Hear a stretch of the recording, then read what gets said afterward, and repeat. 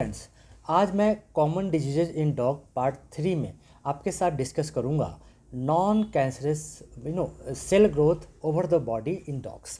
आप देखोगे कि जैसे जैसे एज होता है जनरली डॉग्स के बॉडी के ऊपर ना आप कुछ ग्रोथ देखोगे, कुछ स्किन के अंदर होगा, कुछ स्किन के ऊपर होगा मस्से टाइप का, कुछ स्किन के अंदर मूव करता हुआ, कुछ हार्ड। ये सारे ग्रोथ डॉग्स में काफ़ी कॉमन देखे गए हैं। तो उसको आप कैसे पहचानें? जनरली सबसे कॉमन जो ग्रोथ है स्किन के अंदर वो है लिपोमा।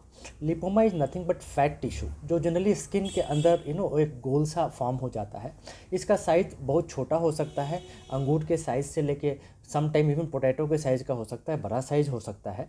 वैसे तो ये नॉन कैंसरस है और जनरली आप जब इसको टच करोगे हल्का सा डफी टाइप का होगा और ये यहाँ वहाँ मूव करेगा, ये फिक्स नहीं होता।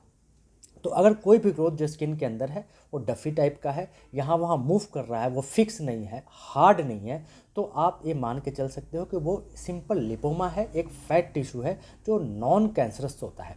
कभी भी ये बॉडी में कोई दिक्कत नहीं देता, लेकिन हाँ कभी कभी ऐसी जगह पे जैसे कि जॉइंट के आसपास बड़ा सा ग्रोथ हो जाए तो चलने में दिक्कत होती है। सम टाइम किसी नर्व को प्रेस करे तो उसमें पेन हो सकता है, तो दिक्कत हो सकता है। ऐसे में इसका जो ट्रीटमेंट है वो सर्जिकल एक्साइजन है, जो आप निकाल दे तो सर्जिकली इसको निकाल दिया जाता है, कोई प्रॉब्लम नहीं होती। अगला जो आप ट्यूमर देखोगे वो देखोगे आप वाट्स की, जिसको पेपिलोमा भी बोलते हैं। पेपिलोमा जनरली वायरल इन्फेक्शन के कारण होता है, स्किन के ऊपर छोटे छोटे ग्रोथ हो जाएंगे जिसको मस्सा आप बोलते हैं। ये वायरल होता है, सम टाइम ये मस्से वायरल इन्फेक्शन के साथ अपने आप ख़त्म भी हो जाते हैं, अदरवाइज बॉडी पे यहाँ वहाँ हमेशा रहता है, इससे कोई नुकसान नहीं होता। लेकिन हाँ सम टाइम इसमें अल्सर फॉर्म होता है जिसकी वजह से ब्लीडिंग हो सकती है, या डॉग अगर पंजा मारे तो उससे ब्लीडिंग होती है।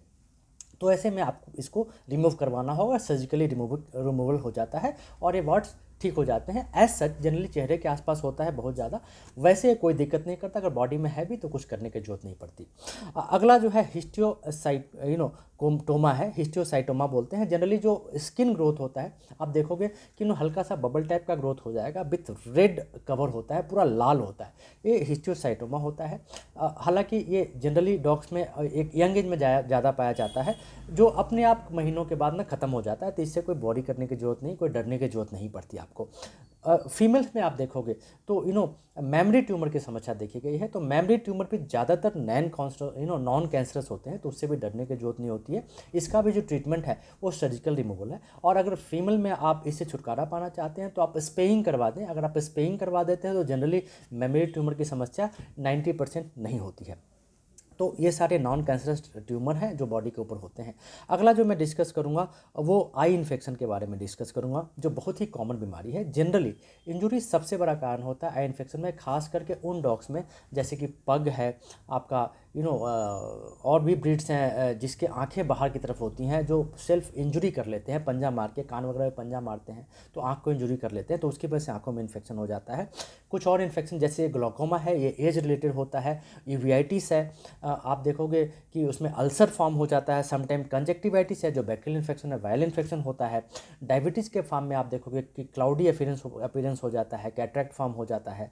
तो अगर इंजुरी है तो उसमें एंटीबायोटिक ड्रॉप्स की जरूरत पड़ती है, आप अपने वेट को दिखाएं। ग्लूकोमा या कैटरेक्ट का अपना एक ट्रीटमेंट है। कैटरेक्ट एज रिलेटेड है तो उसमें कुछ होम्योपैथिक ड्रॉप्स आते हैं, जैसे कि सिनेरिया मेरिटिमा आते हैं, जो आप उसको डाल सकते हैं, वो कंट्रोल में रखता है। और अगर इंट्राक्लोर प्रेशर बढ़ रहा है, ओपेसिटी बढ़ रहा है, तो उसके लिए कुछ ड्रॉप्स आते हैं जैसे कि ग्लूकोमल ड्रॉप्स है। लेकिन जो भी आई एक सेंसिटिव ऑर्गन है, तो जब भी इसका कोई भी ट्रीटमेंट करें अपने वेट की सलाह जरूर लें।